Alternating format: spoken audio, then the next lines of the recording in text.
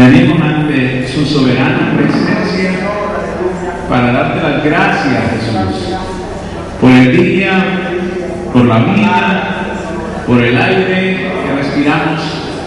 Gracias por la iglesia, gracias por sus siervos y sus siervas que ahora están, Señor, en su casa, Padre. Gracias por esa gente bella que siempre está interesada en aprender la palabra de Dios. Siempre sigue, Señor, la secuencia de los temas que están desarrollando en este lugar. Bendice todo aquel hermano o hermana que está pendiente de todo lo que está sucediendo en este rincón del mundo, Progreso Honduras. Bendice cada uno, Señor Jesús, por nombre, que esta palabra sirva en una manera especial, sirva para la edificación del cuerpo de Cristo, y que cada palabra que tu Espíritu Santo nos dé sea llevada por su Espíritu a cada corazón conforme a la necesidad de cada ser humano, Padre. Señor, tú estás enfocado en la gente. La palabra está enfocada en la necesidad de la gente también. Señor, si en este momento hay gente enferma, pone la mano poderosa y milagrosa y declara la sanidad sobre sus cuerpos. En el nombre de Jesús, si hay personas que necesitan el toque divino para ser liberadas, hoy mismo tócala, Señor, con tu Espíritu Santo de Dios. La unción del Señor pueda fluir en una manera gloriosa, en una manera sobrenatural, sobre todo aquel necesitado. Gracias, Espíritu de Dios, por todo lo que haces, por todo lo que has hecho y por todo lo que sigues haciendo. En el nombre de Jesús, amén. Amén.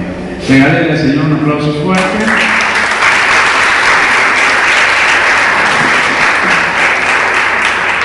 Si usted puede venirse un poco más acá, mejor todavía, para que usted pueda disfrutar mejor, para que disfrute al máximo la palabra. Estamos viendo las consecuencias de la amargura. Vamos a la continuación del tema que ya hace algún rato, algunos días, comenzamos a impartir. Hemos visto la raíz de la amargura, hemos visto los acompañantes que siguen a la amargura, hemos visto parte de las consecuencias de la amargura, y hoy vamos a continuar con la consecuencia número 4. Amén. La consecuencia número 4 de la amargura.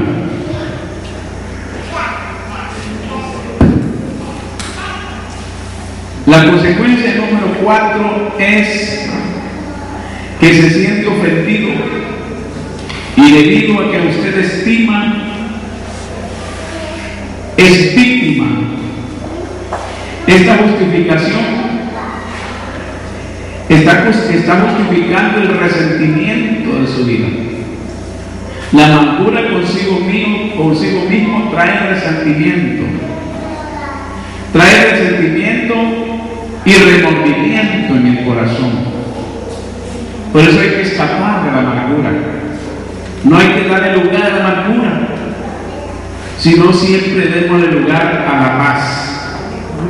Como dice la palabra en Efesios 4:31, si usted tiene su Biblia abierta, puede verla. Dice la palabra: quítense de vosotros toda amargura. Quítense de vosotros toda amargura. En Efesios capítulo 4, en el versículo 31. Amén. Quitar la amargura de la vida, de quien fue ofendido, de quien fue herido, de quien fue pisoteado, de quien fue marginado, de quien fue pasado por alto. Es difícil, porque esta persona es víctima. Sin embargo, la palabra nos ordena, nos manda. La palabra nos enseña que se quite de nuestro corazón. Quítese de vosotros toda amargura. Amén. Debemos distinguir entre el enojo y la amargura. Una cosa es enojo y otra cosa es amargura. El enojo dura poco tiempo, aunque en el momento del enojo podemos hacer cosas desastrosas. En un minuto de enojo es que la gente le ha quitado la vida a otra persona. En un minuto de enojo uno puede ofender, dañar o agredir a cualquier persona. Pero la ventaja es que el enojo es transitorio, mientras que la amargura permanece más tiempo.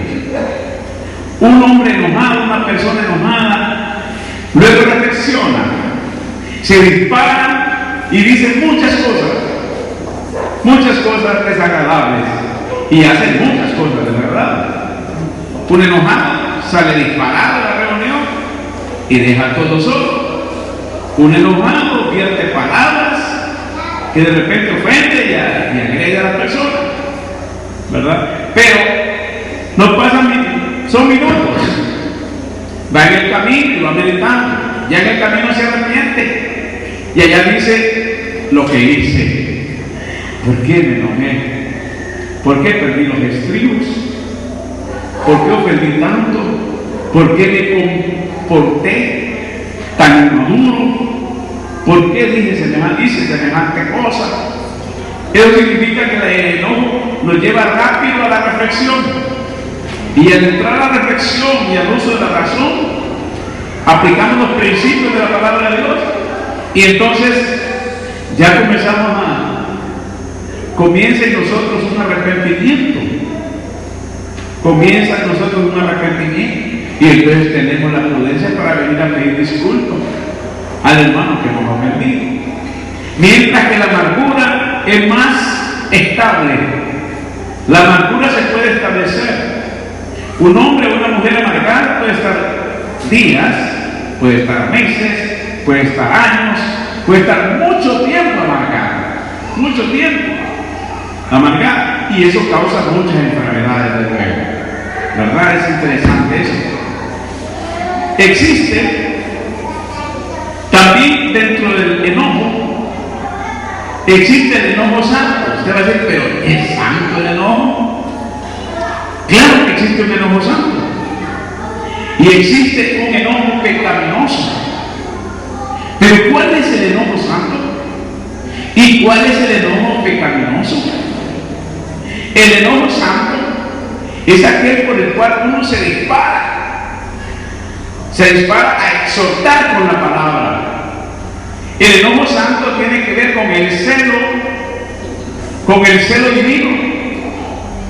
El celo divino por la obra de Dios. En el caso de Jesús se enojó. Pero el enojo de Jesús fue santo. Porque cuando entró al templo, encontró un montón de gente mercadeando, teniendo negocios de toda clase, y el templo lo habían convertido en un mercado, una fuente de lucro personal, no de la obra de Dios. Y cuando Jesús llegó y entró al templo y vio que la gente no estaba predispuesta a escuchar la palabra, sino que estaba preparada especialmente para hacer dinero. Estaba ofreciendo el producto, los animales, los productos, y había convertido un mercado totalmente al templo.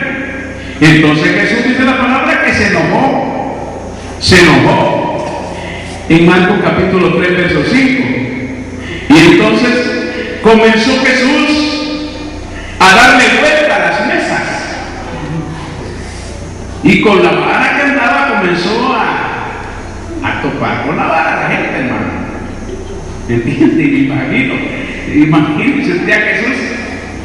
Imagínense ahora, y tiene idea, cuando Jesús entra al templo Y comienza Jesús a darle vuelta a las mesas donde estaban llenas de mercadería, ¿verdad? Y aquel montón de gente esparciéndose por todo el templo. Amén. Jesús en ese momento está enojado, pero el enojo de Jesús es santo. Ese es el enojo santo, el enojo que Jesús manifiesta. Él se enojó porque vio el pecado, porque vio que habían convertido del templo en un mercado. Amén. Entonces, ¿alguien se puede enojar? Se puede enojar y puede comenzar con la palabra, puede comenzar a exhortar, puede comenzar a arrepentir, ¿entiende? Pero ese se llama enojo santo. ¿Sí entendemos? Pero luego tenemos el enojo pecaminoso. El enojo pecaminoso está revelado en el capítulo 4, versículo 26 del libro de Efesios. Amén. El enojo santo debe ser estimulado al creyente a la acción, pero una acción bíblica. De lo contrario, aun cuando el enojo es justificado, a la larga se convierte en un resentimiento o en una amargura que sí son pecados. ¿Y qué diferencia hay entre el enojo santo y el enojo pecaminoso? Simplemente que el enojo pecaminoso es destructivo. Cuando uno está enojado y el enojo pecaminoso se desarrolla, se manifiesta en nuestro corazón y vierte en nuestra boca la palabra, ese enojo agrede, ese enojo hiere, ese enojo ofende, ese enojo maltrata, ese enojo destruye. Porque cuando hay un enojo pecaminoso, se salen palabras inadecuadas. Lo que se dice en el círculo fuera de la iglesia, palabras soeces, ¿verdad? Palabras fuertes, que esas palabras maltratan a la persona, destruyen a la persona, resienten a la persona. Entonces, el enojo santo edifica, porque yo creo que cuando Jesús se enojó en el templo y comenzó a darle vuelta a todas las mesas y a azotar a todo el mundo, muchos de ellos se quebrantaron y se arrepintieron y reconocieron que lo que ellos estaban haciendo era pecado, era algo que desagradaba al Señor, porque habían perdido los principios de Dios. Amén. Pero cuando hay un enojo pecaminoso, no, entonces no hay edificación, sino que hay destrucción. Lo que hay es ensanchamiento del odio, de la venganza, y ese es el enojo pecaminoso, el que ya se hace con violencia y con palabras que agreden a la persona, ¿verdad? Eso es interesante entenderlo. Amén. Hay explosiones desmedidas en cuanto a incidentes que de otra manera tendrían menor importancia. Sucede a menudo que la vida matrimonial, cuando uno de los cónyuges, por algún motivo está amargado, tal amargura se entremete en todas las contiendas con el cónyuge y es como un volcán esperando el momento de su erupción. Súbitamente y sin previo aviso comienza a salir todo tipo de veneno antes escondido bajo la superficie. El cónyuge se sorprende por la reacción violenta y se pregunta cuál es la razón de este suceso. Cuando suceden esas crisis en el matrimonio, de repente vamos guardando en nuestro corazón muchos resentimientos desde muchos días o muchos meses, y es bien peligroso cuando vamos almacenando cosas en el corazón Porque cuando explota, pasa la luz volcán, cuando hace erupción, que el desastre es más fuerte. Por eso es importante que haya comunicación en la pareja, que haya comunicación en la familia y que haya comunicación en los hermanos. Por eso es interesante y importante que nosotros seamos muy comunicativos con la gente, comunicativos con la pareja, a fin de evitar por todos los medios no ir guardando. Porque hay muchas mujeres que están resentidas con el marido hace 20 años, porque nunca le dijeron a él el mal que ellas estaban pasando. Porque muchas madres están resentidas con sus hijos de hace muchos años, porque nunca le dijeron a sus hijos lo que ella sentía en el corazón, el dolor que sentía en su hijo. Entonces no guardemos el rencor, no guardemos, porque cuando guardamos algo en el corazón, ese algo se convierte en rencor. Y cuando ese rencor crece, se desarrolla, se establece en nuestro corazón, ese rencor se convierte en amargura. La amargura es común entre esposos. ¿Sabían ustedes que la mayor parte de los matrimonios, tal vez no la mayor, pero gran parte de los matrimonios, por decirlo así, viven amargados? ¿Y sabía usted que una mujer amargada amarga a sus hijos? La amarga contra su padre, contra su esposo. ¿Sabía usted que hay muchos hombres amargados en la vida? Muchos hombres amargados en la vida por causa del comportamiento de su esposa. Y esa amargura la transmite a la familia. Y esa cadena sigue de amargura. Se amargó el hombre, se amargó la mujer, y luego se amargan los hijos, y sigue la amargura. Por último, ese hijo crece, esa hija crece, y se casa con otra persona más amargada, y sigue la amargura. Sigue la amargura con su esposo. Por eso tenemos un montón de situaciones graves en la iglesia, conflictivas en la iglesia, que hay gente que no se le puede hablar, que es demasiado explosiva.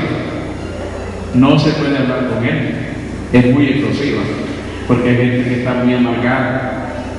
Dijimos que es diferente enojarse, amargarse, pero lo que podemos enojarnos, pero no debemos de amargarnos. ¿Y si me entendieron? Es bien interesante. Por tal motivo importante es que los matrimonios deben de ser asesorados con la palabra del Señor a fin de evitar esas cosas. La palabra nos enseña muchos principios de resolver los problemas del matrimonio. Amén. Por ejemplo, no dejando pendiente nada que podría convertirse en resentimiento o amargura. Es lo que dice Efesios capítulo 4, verso 26. ¿Verdad? Ahí terminamos el numeral 4. Ahora vamos a entrar al numeral 5. Numeral 5. Otra consecuencia de la amargura. Otra consecuencia de la amargura es que hay explosiones de medidas en cuanto a incidentes que de otra manera tendrán o tendrían menor importancia.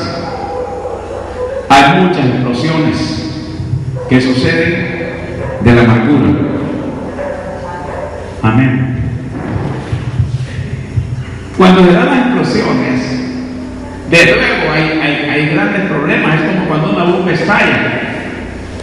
Cuando hay una bomba que estalla, hay heridos, hay muertes. Así es cuando un problema estalla en la familia o estalla en la iglesia. Hay muertes, hay heridas, ¿verdad? Hay segundos y terceras personas que son afectadas cuando hay explosión. No sé cuántos han visto las mineras, las minas, ¿verdad? ¿Han visto ustedes las fábricas de cemento? Yo estuve viendo cerca de una fábrica de cemento Quijao y también trabajé algún tiempo por ahí, cerca, y vi cómo las consecuencias de las explosiones. Cuando ponían una dinamita bajo en el cerro, y cuando esa dinamita le metían fuego, le ponían fuego, cuando había una explosión, todo el mundo tenía que irse a esconder. Todo el mundo. Por eso avisaban con un altoparlante, avisan a la gente, ¿verdad? que en esos 3 minutos nadie pase aquí cerca, que en estos 3 minutos todo el mundo protéjase, porque a la hora de la explosión salían las piedras volando a larga distancia y eran grandes cantidades de piedras que salían, algunos pedazos grandes, otros pedazos pequeños, y si alguien pasaba cerca ahí podría ser lastimado y muerto por una roca. ¡Qué tremendo! Igual, así es una erupción de un problema en la familia a causa de la amargura. Muchos matrimonios se han divorciado, muchas familias se han desintegrado, muchos hijos se han ido de la casa, del hogar, cuando ha tenido una explosión, un problema de la amargura. Número 6. Otra consecuencia, le sucede que al leer la Biblia, casi inconscientemente aplica la escritura a otros en vez de aplicarla a sí mismo. ¿Qué significa eso? Que una persona amargada justifica sus propios hechos. Nunca se culpa. Nunca dice, yo tuve la culpa de haberme amargado. Y esto que está pasando en mi familia o en la iglesia, yo mismo tuve la culpa. No lo dice, sino que aplica la palabra a otras personas. Aplica la palabra a otras personas, pero nunca la aplica a sí mismo. Como si la palabra fuera para los demás y no para él. Muchas personas amargadas hallan en la Biblia la enseñanza que aplican a otros en forma especial al ofensor. Tremendo es que estemos leyendo la palabra. Y tremendo es que estemos leyendo la Biblia y estemos diciendo, esta palabra es para el hermano. ¿Verdad? Y digamos, esta palabra es para el hermano. Yo no, a mí no me tocó eso. ¿Verdad? A mí no me tocó eso. Eso es para el hermano fulano. Y qué lástima decimos cuando escuchamos un mensaje así, bueno, fuerte, exhortador, y de repente fuerte, decimos, qué lástima que no vino la hermana Chomita, para ella era la palabra. Lástima que no vino el hermano, ¿verdad? El hermano Esaú, porque para él era la palabra del Señor, hombre. Qué lástima que no vino el hermano. Siempre tratamos de aplicar esa palabra a otra persona, pero no a nosotros mismos. Porque hay una amargura que nos está, la amargura es como una coraza, que nos está acorazando, ¿verdad? Que nos acoraza el problema, el pecado. Amén. Y la palabra no penetra a su corazón, sino que resbala por el sobre. Hay unos animalitos que allá en el monte le llaman cuzucos. ¿Verdad? No sé cuántos lo conocen, pero tienen una cáscara bien fuerte que los protege, una coraza. Esos animalitos no es fácil que le penetre el machete, no es fácil que le penetre cualquier cosa, porque tienen una gran protección, una cáscara. Así mismo la gente cuando está amargada se autoprotege a sí mismo para que no penetre la palabra, para que no edifique la palabra, y por eso que la aplica a los demás. Número 7. Por lo general usa ustedes expresiones que incluyen ellos o a todo el mundo para mayor sus argumentos. La persona que está amargada piensa que él tiene la razón o que ella tiene la razón, y probablemente sea cierto. Busca a otros, comparte su experiencia y fundamenta su actitud con exageraciones y generalizaciones, refiriéndose a todo el mundo, pero menos a él. Así es. ¿Ha visto usted un amargado que se echa la culpa al persona? Nunca. Siempre hay un amargado que echa la culpa a la iglesia. Hermano, ¿y por qué salió de la iglesia y no estaba tan bien ahí? Hermano, me salí porque ahí no me quieren. Ahí no me tienen amor, ahí no hay amor. ¿Verdad? Hermano, ¿por qué salió de la iglesia? Hermano, que ahí no entienden ni comprenden a nadie. Ahí no me ayudaron. Miren mi problema, nadie me ayudó a mi problema. ¿Verdad? ¿Por qué salió? Por el pastor, hermano, que siempre mucho exhorta, ¿verdad? Mucho regaño. Y yo no soy hijo de nadie lo que me estén regañando. Siempre hay a quien echarle la culpa. Amén. Algunos dicen, ¿por qué no persevera, hermano? ¿Por qué? Ah, hermano, es que la mujer que tengo yo es difícil, la mujer nunca cambió. Ese hombre nunca cambió. Ese hombre nunca tuvo pasos de convertido al Señor. Entonces, por eso, mejor me retiré. Siempre hay un culpable, pero nunca dice yo tuve la culpa. Yo fui débil, no enfrenté los problemas, no busqué al Señor, me dejé amargar la vida y ahora estoy bien amargado.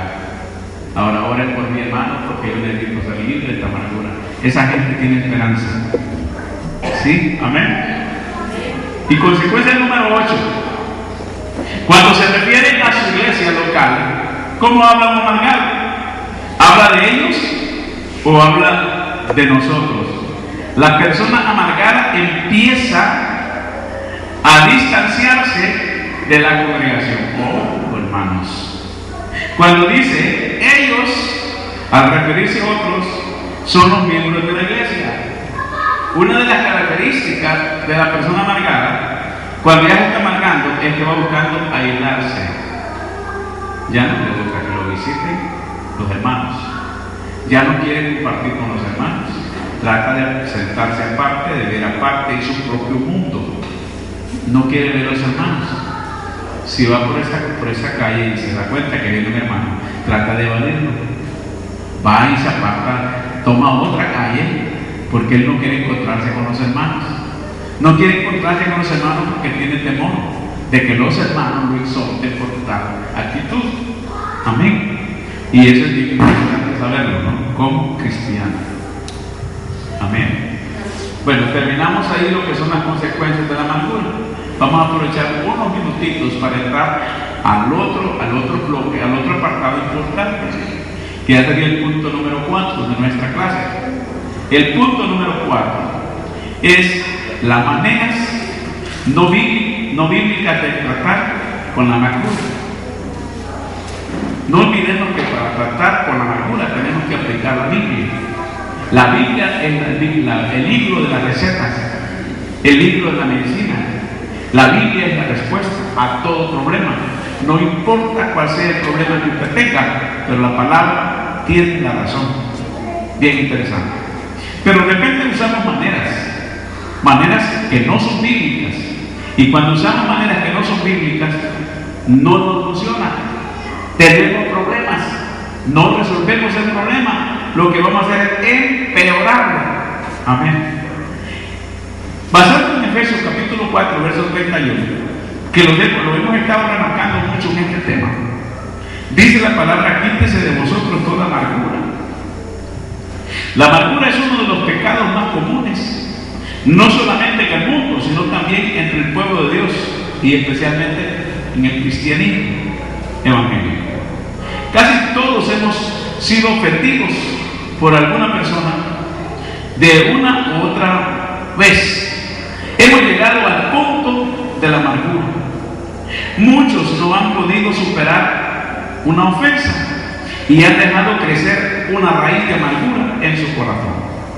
Debido a que es difícil, pero no imposible, vivir amargado y en paz, el hombre maquina maneras para tratar de resolver su problema de amargura y así menguar el dolor. Pero sin embargo la amargura queda intacta. Para poder extirpar de manera bíblica la amargura del corazón, es imperioso comprender y desenmascarar las varias formas mundanas de solucionar el problema, para que no quede otra alternativa que la bíblica. Eso es importante entenderlo y aplicarlo en nuestra vida, que nadie está vacunado contra la amargura. En un momento de descuido, por muy cristiano que usted sea y por muy espiritual que usted sea, usted puede perder los estribos y puede usted dar lugar a la amargura, amargar su corazón por cosas insignificantes. Fíjese qué interesante. Un resentimiento nos puede llevar a un rencor. Y un rencor nos puede llevar a una amargura.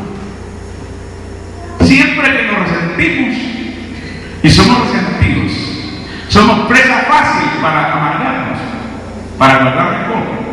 Y cuando ya guardamos el rencor, somos fácil para ser amargados. ¿Cómo nos podemos amargar nosotros? En un momento de descuido, que alguien nos ofenda y nosotros no aprendamos a perdonar a ese hermano que nos ofendió. ¿Cómo nos podemos amargar nosotros? Que de repente nos ofenda a un hermano y no tengamos el valor moral para poder hablar y sentarnos con él y decirle: hermano, disculpame, perdóname, pero sí me ofendiste y me diste y yo necesito tu perdón. ¿Entienden? Yo no quiero amargar mi vida por lo que tú me dijiste. Quizás me lo dijiste de buena manera y creíste que me estaba ayudando, pero lo que estabas haciendo era hiriendo mi corazón. ¿De qué manera podemos nosotros librarnos de la amargura? Teniendo comunicación abierta, líneas de comunicación abiertas en la iglesia, en la familia. Nosotros tenemos que tener una comunicación sincera en la iglesia, sincera en la familia. Amén. Hable de la pareja, hable con el esposo o la esposa. Dígale lo que no le gusta o dígale lo que le gusta. ¿Ven? Cuando le miente, dígale: te mentí por necesidad o por cualquier situación, perdoname porque te caí una mentira, por no molestarte o por no ofenderte, yo te mentí, no es cierto lo que te dije. Es sinceridad. Amén.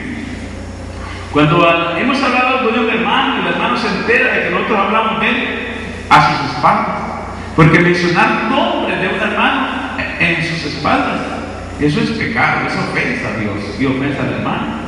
Cuando el hermano se entera que lo mencionamos en la reunión y no estaba él se puede amargar, se puede resentir.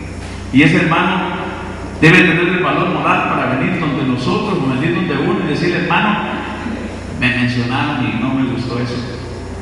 Mejor me lo hubieran dicho a mí en mi cara, que yo hubiera tenido feliz. Entonces, ¿qué significa eso? Que la comunicación es importante. Por eso dice la palabra: quítese de vosotros toda amargura. Nosotros podemos quitarlo de nosotros la amargura teniendo comunicación abierta. Amén. No dejemos amargar por nada de la vida. Si yo los ofendo, vengan donde mí. Si ustedes me ofenden, yo voy donde ustedes y les hablo, les digo: hermano, ven, este problema, para que no nos amarguemos. Amén. Si usted alguna vez se sintió afectado por un hermano, por lo que dijo un hermano, por lo que dio un hermano, ¿verdad? Por lo que le hizo un hermano, por cualquier ofensa, usted busque al hermano y póngase de acuerdo con él antes que sea demasiado tarde. Y bien dice el texto: quítese de vosotros toda amargura. Amén. ¿Cuál es la forma no bíblica para tratar la amargura? Primero, la venganza. La venganza. ¿Qué es lo que piensa un amargado cuando ha sido amargado, ofendido, dañado? Defenderse. ¿Verdad que lo primero que busca es defenderse? O vengarse. O vengarse. Ay, me hizo esto. Yo lo veo. Fíjense que la mayor parte, la estadística de los matrimonios, la mayor parte de las infidelidades del matrimonio, a veces comienza por el hombre. El hombre es infiel a la mujer. Por lo general, la mayor parte de las infidelidades se dan en el hombre primero y después en la mujer. ¿Amén?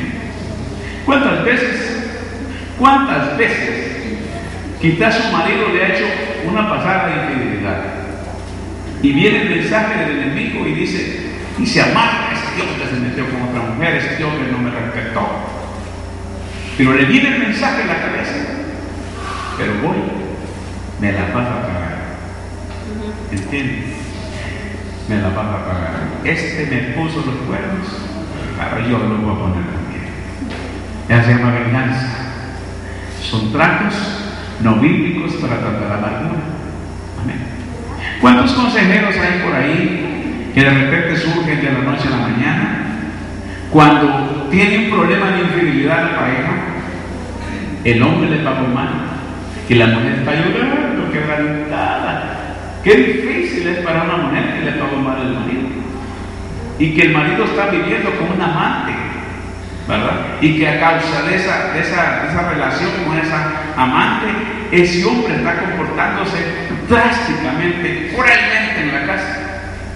¿Cómo está llorando esa mujer? Se acerca una consejera por ahí, de las consejeras de la mediocridad en la iglesia, y le dice: hermano, ¿por qué lloras tanto? Es que ese hombre me puso los cuernos, ese hombre me pagó mal, ese hombre me fue infiel, y viene como un animal aquí tratándome, insultándome, maltratando a mis hijos, y viene así sacándome en cara. Y entonces le dice la consejera: no te preocupes, para que estés en paz, págale mal también a él. Si le pagas mal a él, vas a ver que se va a componer. Igual, la misma pasada que te hizo a ti, hacésela a él, para que él sienta lo que tú estás sintiendo. Esa es venganza, eso es cultivar, incentivar la venganza. La venganza.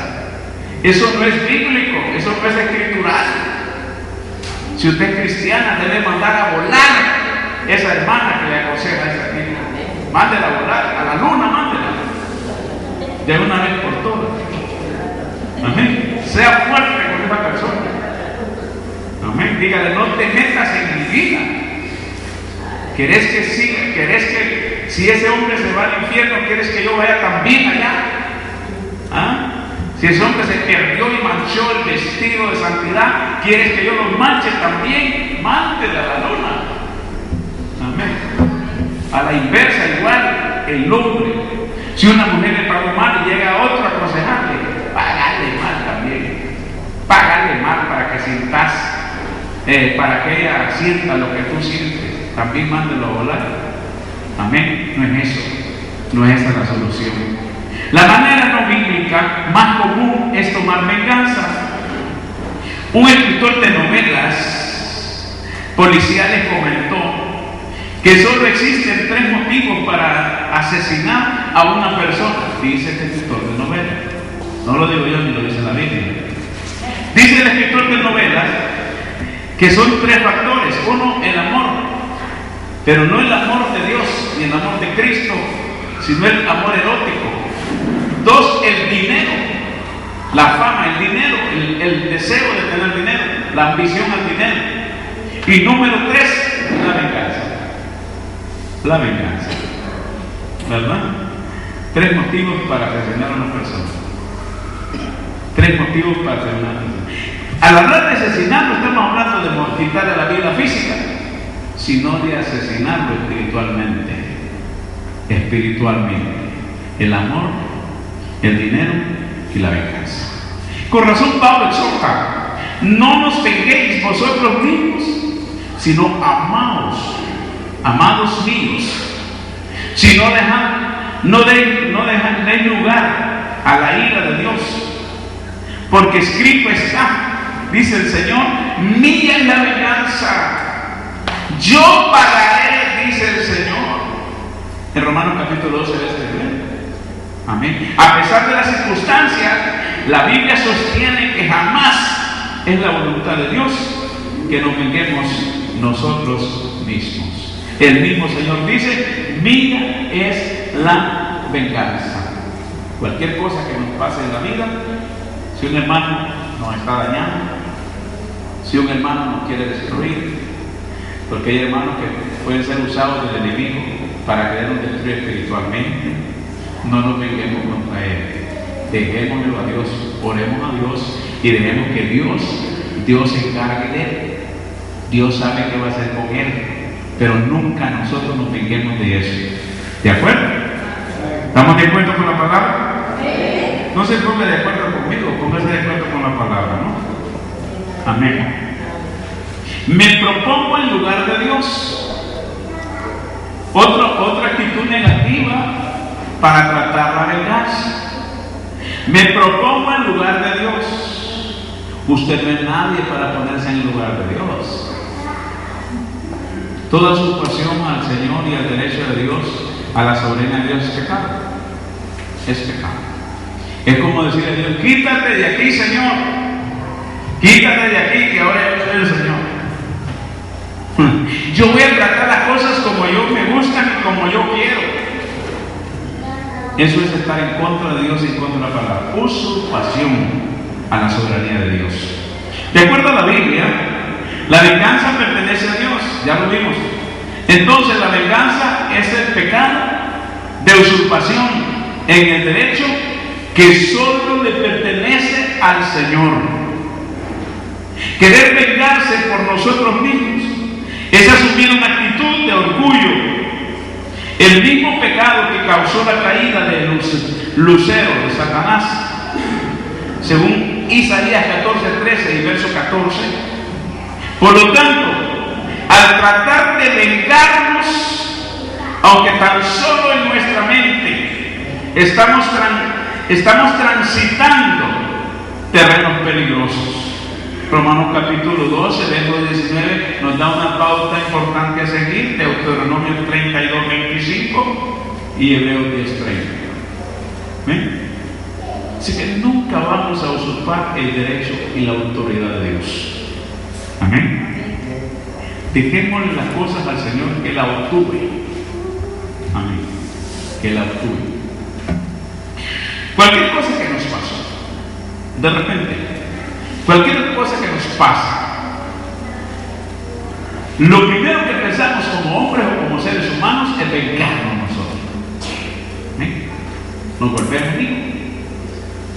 Lo primero que hacemos, nos vamos. Como este me lo golpeó, lo voy a patear también. Uno piensa en la venganza siempre, ¿verdad? Pero eso no es bíblico. Eso no es bíblico. Eso es lo que va a hacer más grande el problema. Amén. Hace más grande el problema. Viene alguien y maltrata a una familia nuestra. Lo vamos a procesar. No solo lo vamos a procesar, sino que buscamos una pistola y le pegamos un tiro. ¿Cree usted que vamos a resolver el problema? Lo vamos a empeorar. Porque aquel se va a la tumba y el agresor se va al penal a pasar toda su vida en el centro penal. No es la solución esa. La solución es dejárselo a Dios, que eres el juez. Pero para entender eso, necesitamos tener la mente de Cristo. Amén. Tener la mente de Cristo. Por otra parte, la ira de Dios siempre es ira santa. La ira de Dios siempre es ira santa. Dios no obrará hasta tanto yo deje la situación en sus manos.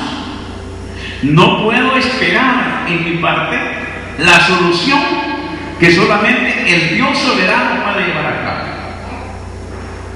Amén. No olvidemos que el actuar de Dios es perfecto. No olvidemos que la ira de Dios es santa. No olvidemos que cuando Dios pone la mano, la pone. Y la pone con justicia. Por eso dice la palabra: clemente es Dios, tardo para la ira y grande misericordia. A Dios no se le va ninguna cosa. Toda actitud que el hombre hace, esa está marcada. Por eso dice la palabra: lo que el hombre sembrare, incluyendo a la mujer, en todas las edades, lo que el hombre sembrare, eso cosechará. Amén. Lo que el hombre sembrare, eso también cosechará. Con la vara que mide, con eso será medida, y con un poquito más. Amén. A Dios no se le escapa a nadie. Todo lo que uno hace aquí indebidamente tendrá que pagar ante Dios. En cualquier momento las consecuencias vienen.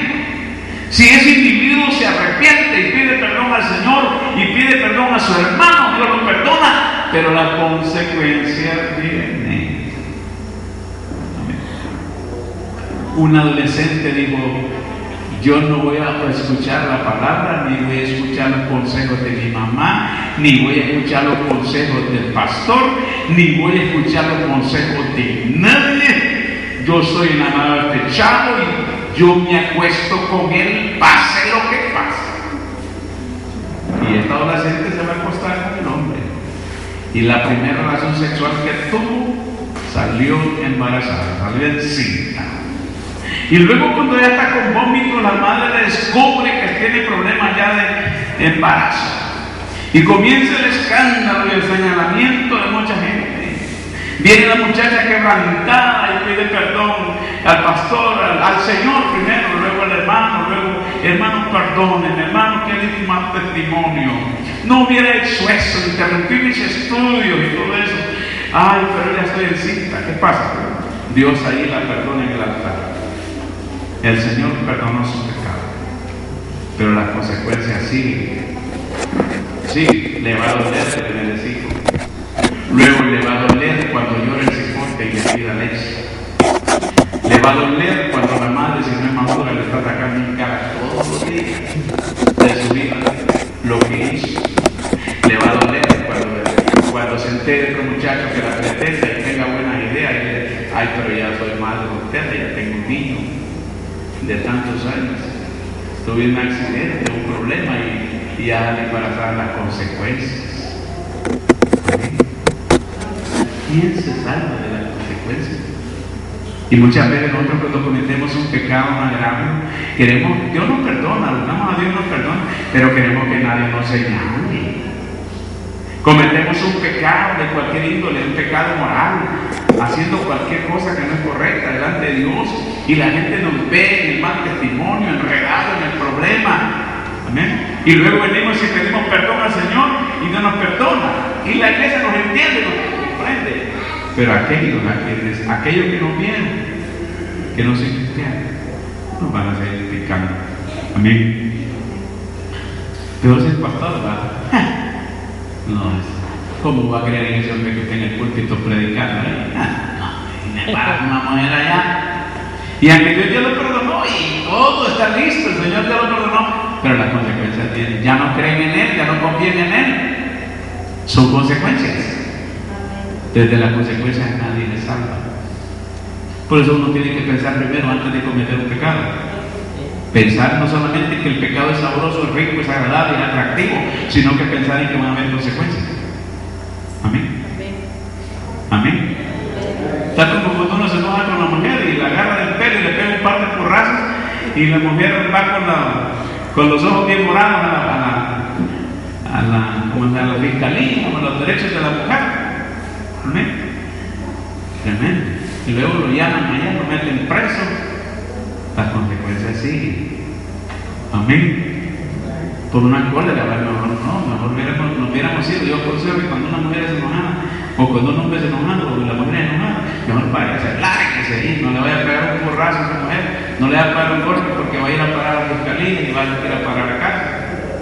Y le va a estar más caro, va a perder más tiempo. Amén. No le toque ni un pelo a la mujer porque es problema. Es problema, es lo peor que usted puede hacer, tocar el pelo a la mujer. Bueno, cuídese en el nombre del Señor. Sea sabio y prudente. A veces dice uno, mi propia venganza provoca más problemas. Eso tenemos que entenderlo bien claro. Más enojo envenena a otros y deja mi conciencia contaminada. Quiero que estos pensamientos, ese hombre está bravo, enojado.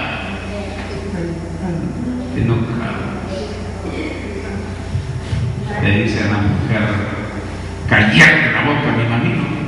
¿Cómo le dice? Y callar la boca o ver lo que haga. Se mete mal. Pero recuerda el consejo. Mi propia venganza provoca más problemas. Más enojo envenena a otros y deja mi conciencia contaminada. No nos tenemos que contaminar la conciencia. Tengamos paciencia. Muchas veces el enojo no nos deja, pero mejor la pierdemos. Recuérdese que 2 alambres cargados, peor si hay unos 20 ahí que choquen, es un incendio bárbaro.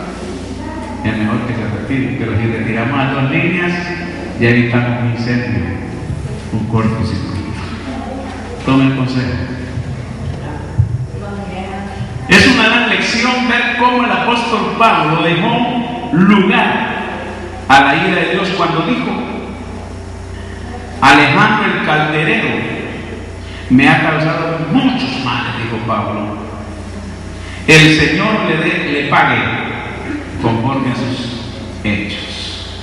Esto está en 2 Timoteo capítulo 4, verso 14. Pablo aprendió la lección, que no era él que iba a discutir, que no era él que iba a poner las manos en el Alejandro, que se había portado mal contra él, sino que vino la presencia de Dios y le dijo: Dios, en tu mano debo Alejandro, y ve qué haces con él, ve qué haces con ese rebelde que hace tantos daños. Amén. Eso lo hace el pastor, lo hace el líder, lo hace el hombre maduro, lo hace el esposo maduro, lo hace la esposa madura, lo hace el padre maduro, lo hace la madre madura. Amén. Aprenda a dejar las cosas a Dios. No haga juicio usted que no le pertenece. Y él dice la palabra: no juzguéis a nadie, para que no seas juzgado. Minimizó un pecado cuando por algún motivo puedo justificarlo. Existen por lo menos 3 maneras de minimizar el pecado de la amargura. En esas 3 maneras nos vamos a quedar. Vamos a ver las cuáles son. Alejandro, que es una debilidad. Alejandro, que es una debilidad, una enfermedad o desequilibrio químico, enojo santo, o sencillamente afirmando que todo el mundo lo está haciendo. Hay quienes dicen ser muy sensibles y como resultado estar resentidos, pero no amargados. Cuidado. Existe una relación muy íntima entre los sentimientos heridos y la amargura. ¿Se lleva muy bien? Un resentimiento, una herida puede llevarnos a una amargura, porque hay una relación bastante cercana. Existe la misma relación entre la amargura y el enojo, y una relación similar entre el enojo y el asesinato. Volvemos a la carga. Ese asesinato no es físico, sino que es espiritual y moral. Eso es. Amén. En estas circunstancias Dios no me condenará por guardar rencor, dice alguno, en mi corazón, porque soy humano. Porque uno dice: yo soy humano, hermano, soy humano, Dios no me va a condenar por eso. ¿Acaso no soy humano? ¿Sabe cómo está eso? Como cuando usted o alguien comete pecado, ¿a quién le echa culpa? ¿Le echa culpa al diablo? ¿Le echa culpa a la carne? ¿Verdad? Pero le echa culpa a la iglesia. Más de uno, o a la nana, o al padre. Le echó culpa a alguien cuando cometió pecado. Siempre. Entonces, de repente, cuando sucede algo en nuestra vida, un rencor igual. Cuando hay un rencor en nuestro corazón, creemos: hermano, ¿por qué falló? Por el amor de Dios, que tan bonito que cantaba, tan bonito que predicaba y tan bonito que evangelizaba. ¿Por qué falló, hermano? Hermano, la carne, hermano, la carne lo domina, hermano. ¿Verdad? La carne, la carnita sí que nos hace tan débiles. No pude soportar la tentación, hermano. Caí en el pecado. Amén. ¿Verdad? Ay, el mundo, hermano, es tan atractivo. El mundo, hermano, que estoy muy joven, en la juventud está a flor de tierra ahora, ya es difícil soportar la tentación. Bueno, siempre hay una forma de poder justificar el hecho, pero la verdad que pecado.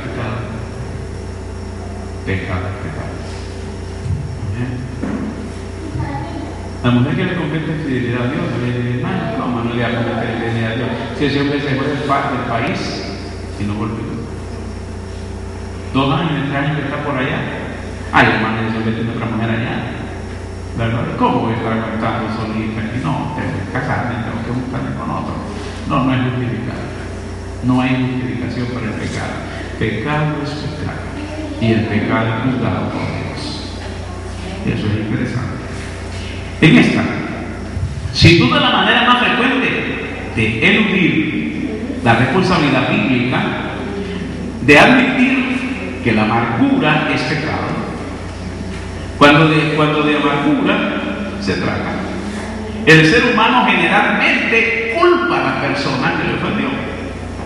En casos extremos, algunos se resienten contra Dios. No sé por qué Dios me hizo así. ¿Dónde estaba Dios cuando me sucedió esto? Es lógico que ocurra, porque la primera pareja principió esta práctica de culpar a otro. Eva echó la culpa de su pecado a la serpiente en Génesis 3:13. Adán culpó a Dios por haberle dado a Eva. Génesis 3:12. Proverbios 19:3 afirma: la insensatez del hombre tuerce su camino, y luego contra Jehová se irrita su corazón. Desde allá, desde la primera pareja, Adán y Eva comenzó a echarle culpa a otro, ¿verdad? Dijo a Eva la serpiente: me dio y comí.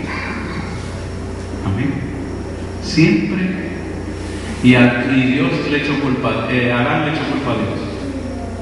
Amén. A Dios.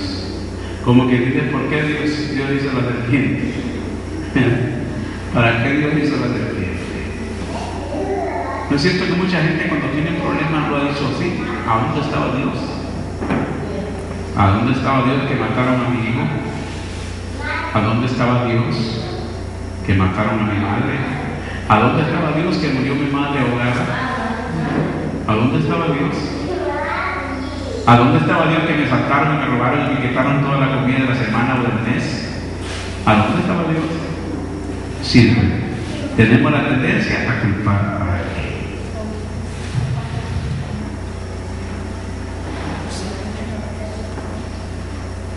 alguien. En este cuadro vemos la mujer también se amarga, ¿verdad? En el anterior es el hombre.